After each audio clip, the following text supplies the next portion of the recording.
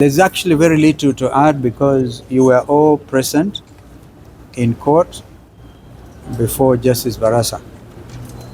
And the effect of the proceedings today, the net result is conservatory orders remain in place.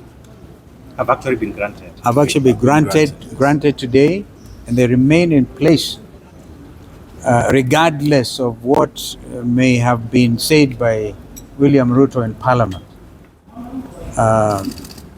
You had some discussion about what was actually cancelled.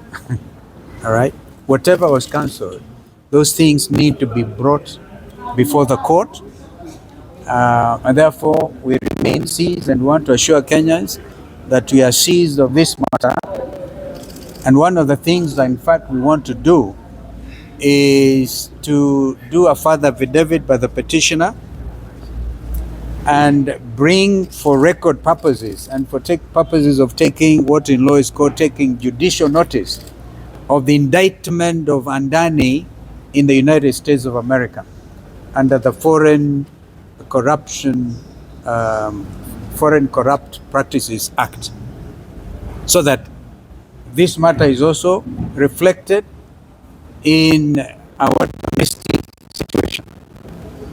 So this Adani deal is not just about Kenya, because when it was media everywhere, BBC, everybody had Kenya brought on focus that this whole matter had to do with high-level corruption. And we are saying, as you had Council Kibe argue, we don't want people to cancel things and then leave Kenyans with huge burdens, paying compensation where it was not necessary. So we want this matter gone into in greater detail to even get to know who was paid what. It is very important because under the indictment in the United States, the amounts were elaborated, $265 million, and what was paid to Indian officials.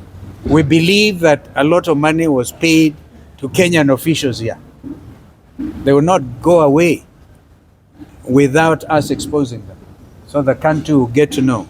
We cannot deal with critical infrastructure like Jomo Kenyatta International Airport and have it, haphazardly handled. We're also saying, and we repeat, that we are not averse to foreign direct investment. In fact, we will come up with proposals on how best to modernize our international airport because it's in a very poor state. That's a fact. I don't know whether some leakage was reported that time and people ran to the airport and then they said, now this is the opportunity to make big money out of it. We are saying to them, it will not happen under our watch. Asanteni sana. The rest of the details you saw. We will come up with proposals. And the good thing is, even if William Ruto's government, right, says we have stopped Adani, and he talked in the State of a Nation of address that he could bring other partners. Even those other partners are injected under the Conservatory order. I just want to add and say, Gautam Adani is a criminal. He has been indicted by the District Attorney of New York.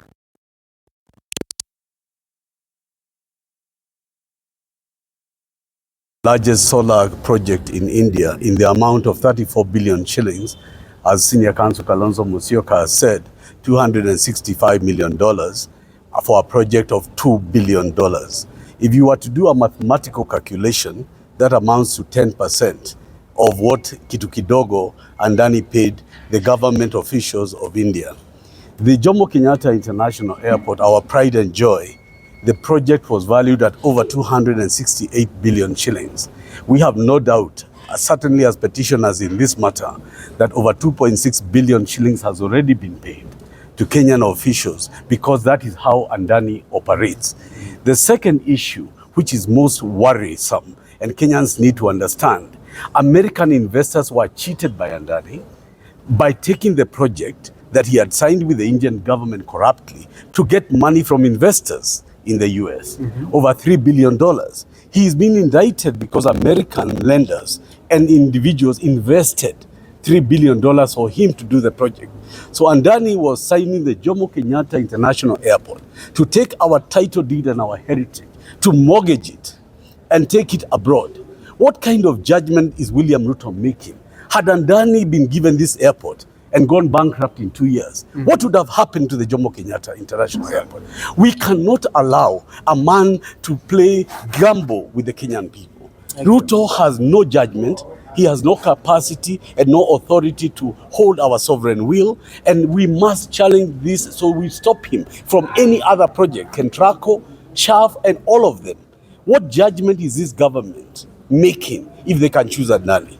We must tell the country no.